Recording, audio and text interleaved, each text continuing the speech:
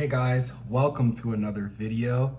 And in this video, I'm gonna review the song Drop by Forrest Frank.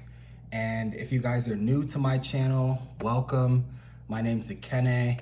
I basically love music. I love reviewing Christian music. I love just the Lord. So, I love reading the Bible. I've also just really been, trying to get better at, reading the Bible more, just being more consistent with it.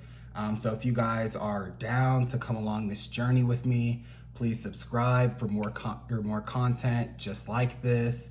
And for this video, without further ado, we have to talk about the song Drop by Forrest Frank because it's one of my favorite songs because there's something about it. I feel like Forrest Frank is just in his rapping bag, if that's what you want to call it. I don't even know. But it just feels like lately he has just been dropping such bangers. And I mean, his music in general is really good, but it's like he has been rapping a lot more. And I remember the first time I heard Heaven on Earth by him, I was with my wife and we were listening to it. And the song goes really hard, but at first we're just like, is this Forrest Frank rapping? And at first, because I had heard some of Tori Deshawn's songs before, and I'm like, I'm pretty sure that's not him, but this is someone rapping. And so we were like, oh yeah, I guess this is him rapping. And so of course he was just doing his thing, floating on the beat, just going in. And so that beat was tough. And so that was one of my favorite songs from him on the deluxe version of Child of God, which is Forrest Frank's last album that he dropped. And so with Drop, I saw the album cover and I was like, it's looking like it might be giving rap song, it might be giving banger, it might be giving insanely dope drop, it might be giving bob your head till you get a headache. I'm just kidding. But I was like, it just seems like it could be giving. The potential for the giving was there. And so also I was with my wife. And so I play it. And this was last week on Friday. And so I'm like, yo, and so the song starts and I hear the trumpets and I'm like, oh no, we're in for another one. We're in for another banger. And so I had to check to make sure that I was quiet well before the song really got started because I was like, okay, I don't know if I should be seated or standing for this. I was like, I don't really know. But nonetheless, I was like, okay, well, regardless, I know I'm not ready, but let's just be real. I'll probably never be ready for such heat. And truly, I wasn't ready. I was right. So song starts with the countdown. And so we got to break down some of these lyrics because just listening to the song, I was like, the thing I love with Forrest Frank is in his songs, he has lyrics that are so relatable that you just hear and you're like, this man's talking to me? I just feel like I know him somehow. I almost feel like he's one of my homies in a way. But the song starts and he says, God gave me the keys, so I'm locking in. And that bar just reminds me of how, so probably a couple weeks ago, God, I was just at the gym, I was lifting weights, and God told me, because I was thinking about it, I was like, God, I don't know what to do, with, my YouTube channel, my podcast, I'm not sure. And God told me, he was like, if you do what I want you to do, you'll be fine. And basically what I took that as was, okay, I feel like God has been telling me that I need to make Christian content for a while now. And so what that translated to was, okay, if you make Christian content, the rest will be taken care of. And so I was like, okay, cool. And so that line that he started the song off with just reminded me of that. It's like it took me back, and it's like I heard the voice of God all over again when he said, God gave me the keys, so I'm locking in. And it just reminded me of the whole point of the purpose of making these videos is to really put Christian music out there on the forefront so that more people can discover music like this. Because for me, the fact that I've discovered so much amazing Christian music, I don't even feel the need to really listen to secular rap music like that anymore. And especially when you have guys like Forrest Frank, you know, guys like Holvey, Caleb Gordon, Alex Jean. You know, I could go on and on. But, you know, so with that bar, I loved that line. I just loved starting the song off on that note. And then he said, had to get off TikTok, watch how I be clocking in. And I loved that bar too, because I feel like I've just been struggling with just like, sometimes it just gets easy to get on social media and start scrolling, and you know, you get home from work or whatever and you're just scrolling, and before you know it, you're just too tired to record. And you're like, oh, like, you know, whatever, like I'll just record tomorrow. And before you know it, tomorrow, same thing.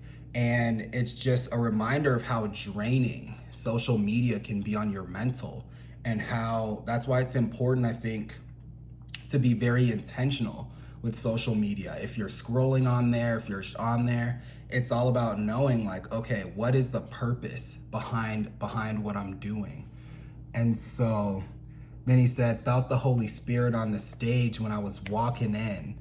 And then if you got a problem with me, you gonna have to talk to him. I love that part too, because at the end of the day, what it's bringing up is, if you have a problem with, you know, me, or my goal is to always treat people with love and respect. And at the end of the day, that's why I can always rest easy knowing if someone has an issue with me, I know that it's not because of anything I did or anything that I said to them. And if, of course, if it is, you know, I apologize. But at the same time, I know that more times than not, then that issue has nothing to do with me. And so if that's ever the case, I just pray for that person, and, you know, I kind of just go on about my day like that.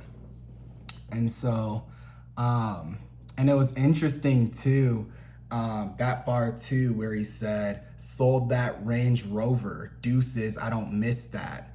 And because the cover, I noticed this after, so I heard the song just now for, you know, just before I did this review, because I wanted to just remind myself of the flames, of the fire. And so I'm surprised, you know, I'm not sweating from how dope that song is. But what's it called? So I listened to that song again, and then as I'm listening, I'm like looking at the album art, and I'm like, wait a second, is that a tire from a Range Rover? And it was interesting, because it's like, I don't know, obviously, if that was his car that got a flat tire, or if it's just like symbolic, and he just wanted to find a picture of one to just show that at the end of the day, like, he got rid of his car, and that his car, he found out that his car wasn't, you know, the end all be all.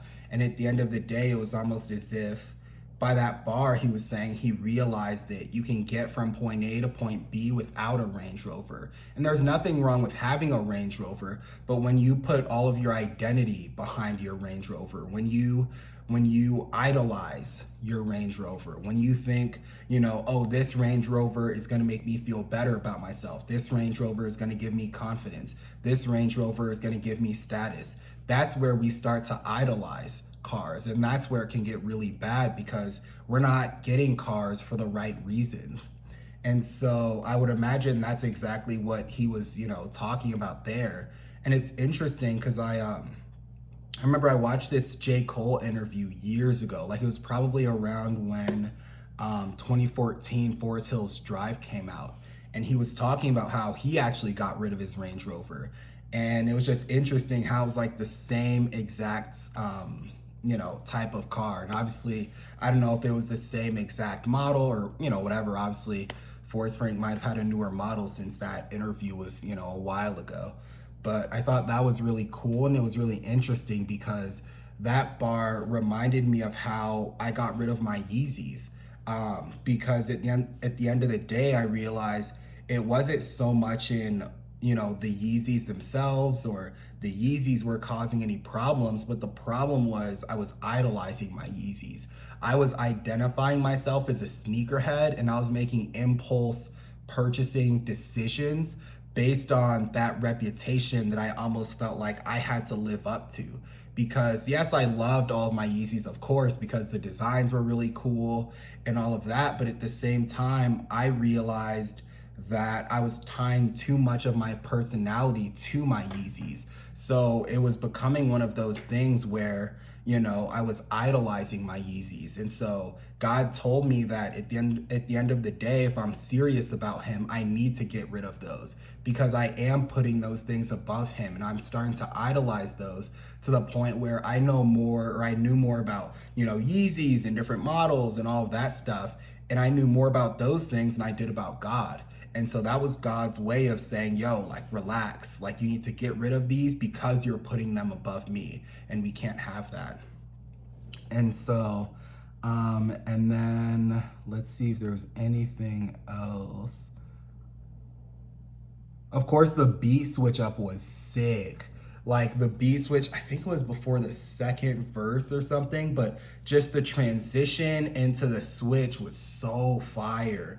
Like, I remember I was just like sitting here and I was just like, what is happening right now? Like, how did he do it? Like, because I saw somewhere that he produces a lot of his music too. And I just remember thinking, like, did he produce this? And if so, like, how? Because I love listening to music for the production also. And so there are times where I'm just like, I wish I could have just been like a fly on the wall in that room when this beat was being made, just so I could see, like, what was it that, like, you know, he was making certain elements and he was like, oh, I'm gonna switch the beat and I'm gonna switch it just like this, and I'm gonna add this element and this element, and this is how it's all gonna flow together, and then this is what I'm gonna write to, you know, say here or say there. And so I just think that's super cool. And so let's see. And I love how, you know, he said this is a whole song about humility. I stay clear of where the ceiling be, because I know that's where many of the villains be. And so I love that line too, because he talks about how at the end of the day, I think by ceiling, he's referring to fame.